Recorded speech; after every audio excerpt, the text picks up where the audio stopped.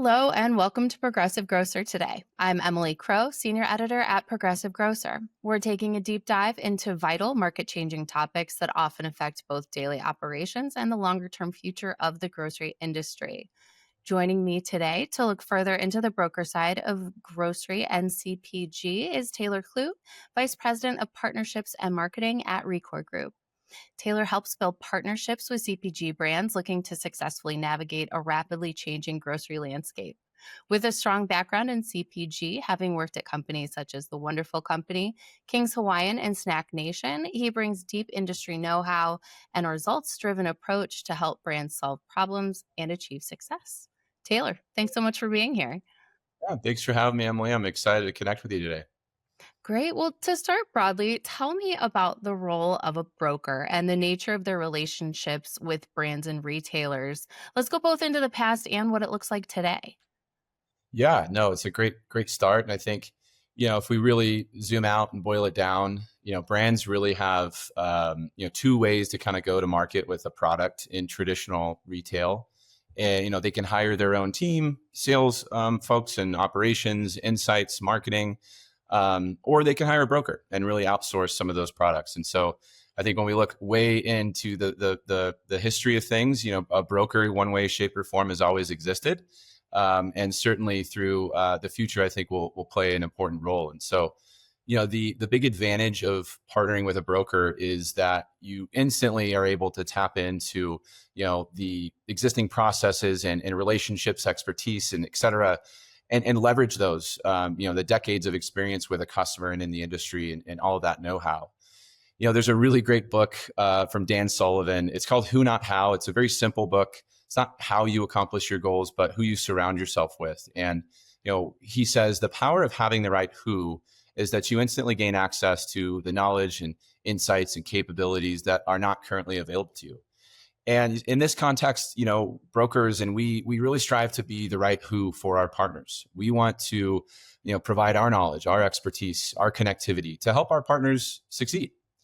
So it's important to recognize also when maybe we're not the right who, and that we maybe cannot help a partner or a brand, achieve success. And that's okay. I think all brands should be able to find the right who for their business.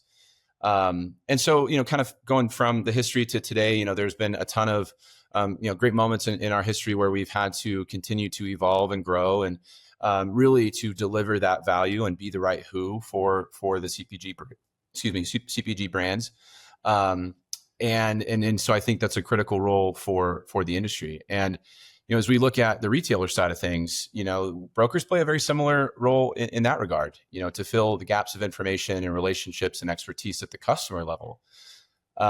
So whether it be the retailers that we focus on here at Recor Group being, Albertsons and Winco and Kroger, or Walmart and Target, Publix, to all the regional players in the world, there's a certain level of knowledge and expertise that these retailers expect and really need from brands to bring to the table. And so while individuals and organizations on the brand side might come and go, reorganization and knowledge goes and comes with that, retailers really rely on the broker for the consistency to help keep the momentum and then not have to start over, with every time somebody's new to the account. So brokers play a very critical role both for brands and for retailers. And the way that we look at it, this is going to continue to be more of a critical role as the industry continues to evolve and rising complexities change really how we drive success in the marketplace. Great. And you touched on this a little bit, but I'd like to dive a little deeper into why you think the voice and perspective of a broker is so important in the retail and CPG industry. Yeah, it's a really great question. And, if we look at our portfolio of brands and which really spans across, almost the entire store from general merchandise and frozen products, beverage, canned goods, refrigerated, the challenges that our teams have worked diligently with our partners to tackle and overcome just in the last few years alone. The sheer breadth of knowledge and experience brokers have is incredible. And, if we just look at, since 2020, we've got consumer trends that have really taken over and continue to drive the needle in many areas of the store. Tariffs and cost increases, category changes, mergers, acquisitions, the list goes on. And from each of our partners, the categories that they play in, the consumers that buy their products, and the challenges we overcome, we build this massive wealth of knowledge that we can then leverage back, with our partners and retailers, really to be the right who for them. Yeah. So, how is that complexity that you talked about in the food industry and selling into grocery stores ramping up? And how can a broker help brands navigate those changes? Yeah, another great question. I think if we look back on the last few decades in grocery CPG, the early 90s and early 2000s looked a lot like the decades before. Mhm. A relatively simple industry run by the good old boys club, resistant to change and limited in innovation, not necessarily in terms of products, but just in the industry as a whole. It was a very status quo industry. And, I personally think that was intentional. And there was some resistance to change because the consumer really didn't want change. They historically want routine. They want the same experience, the same produce manager, the same friendly faces, and the same shopping experience. The greatest example, modern example of this was the Hagen debacle in 2015. Overnight, Albertsons stores in Southern California changed to Hagen.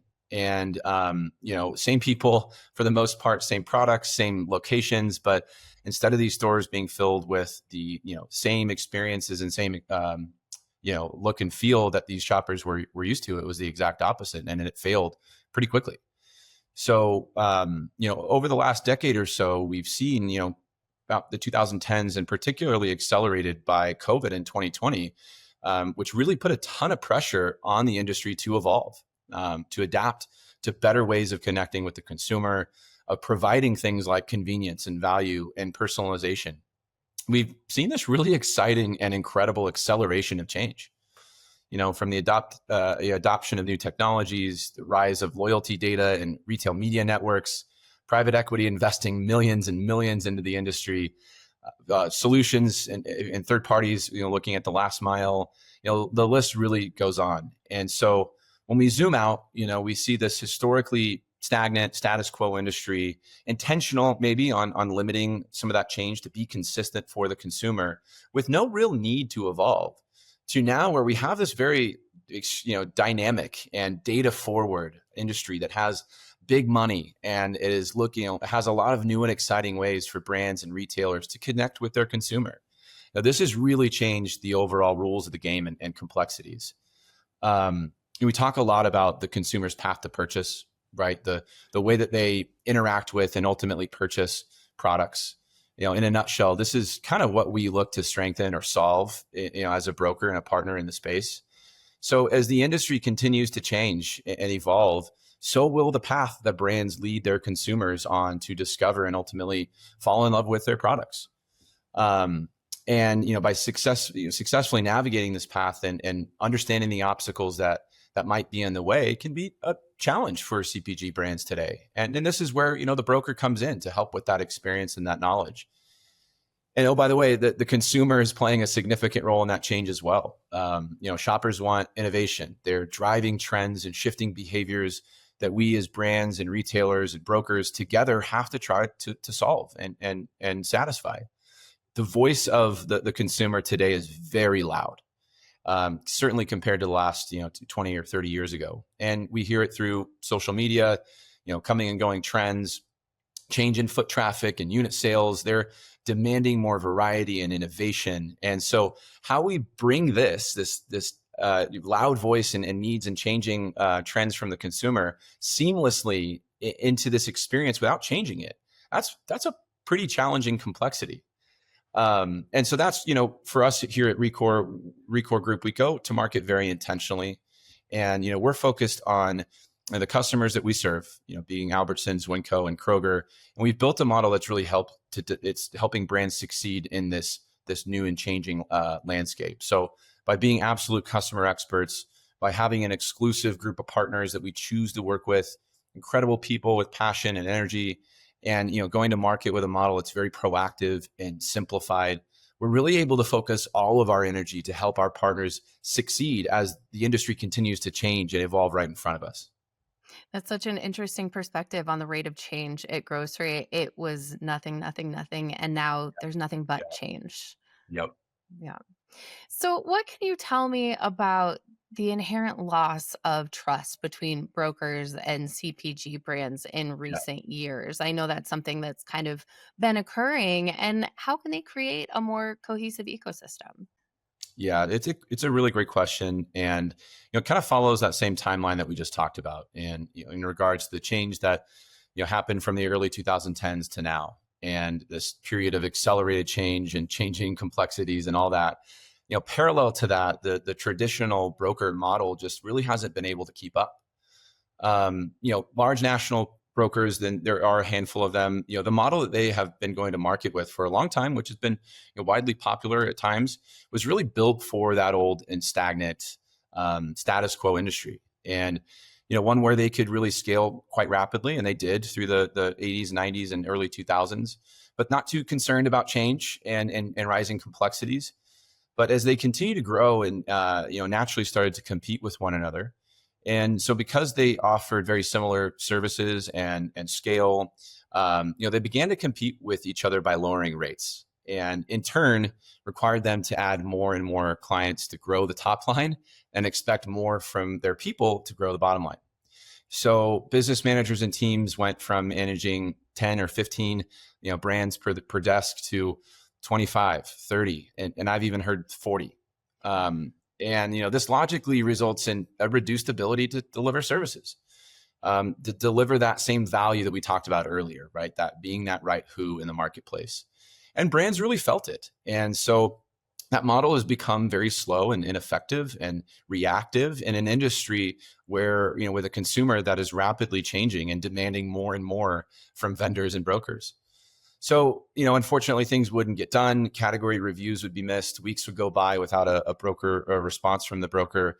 Relationships never improved. Goals were missed. And because more and more were added to these teams, the brands received less and less. Mhm. And so, the modern reputation of a broker was born. And, unfortunately, all that I just shared with you is not just how I feel. That's feedback that we, continue to hear in our conversations with folks in the industry. And it's unfortunately something that folks still experience today, and I hear far too often.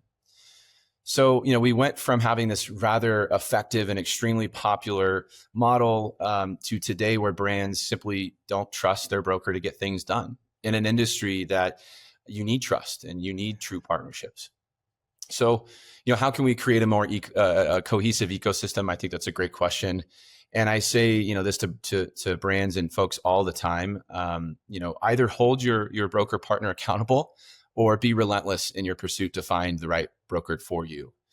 And it's not all doom and gloom. There's a lot of great brokers out there, in the country that are looking at this the same way that we are at Recor, focused on creating positive change and driving awareness to this issue. And because we need it now more than ever, and more importantly, brands need it. They deserve it. So at the end of the day, success in today's industry, it requires proactivity. It requires passion and energy and focus. It requires accountability and good people. And above all, it requires trust. Yeah. So, finally, how can brokers today get more involved in the industry and with other relationships throughout the industry? Another great question. And I think this is where I might find myself most passionate. Our industry has such amazing thought leadership, from trade shows, conferences, events, to incredible podcasts like the Progressive Grocer Today podcast. The conversations are happening daily from amazing industry leaders who have built brands from nothing, who have brought amazing innovation to market that has solved real problems. But I think from the broker's perspective, it really just takes the initiative. And the conversations are happening, the audience is there, the knowledge is valuable, and most importantly, the timing is right. And that's kind of what led me to reach out to you. Hmm. I was very intrigued by what you were doing with your podcast, and myself and our co-founder and CEO John Bunton, we're very driven and passionate about creating meaningful and positive change in the industry. Our vision is to redefine the industry standards, and we want to do that through trusted CPG partnerships built with the right people, rooted in service and hospitality, led with love and respect. But in a meaningful way, it has to start with thought leadership. Because until we as brokers start to become more involved and active in the conversation that's happening right now around change and how we can help drive success, we'll continue to be viewed as a part of the problem rather than part of the solution. And so to brands out there that might be sitting back and thinking or wondering, is my broker the right who? I encourage you guys to take action, challenge them to improve, hold them accountable, or find a better solution. And there are brokers out there. And I know that change might be difficult, but I promise you it's worth it. Wonderful. Well, Taylor, thank you so much for bringing these issues to light with us, for your wonderful insights, and for joining us today. Yeah, thank you so much for having me, Emily. Really, really look forward to hearing more about what you have to say on your podcast. I've really enjoyed it. Thank you. For more information about the Progressive Grocer Today podcast, please visit www.progressivegrocer.com/podcasts. You can also subscribe to this series wherever you typically listen to podcasts, including on Apple, Google, and Spotify. See you next time, and thanks so much for listening.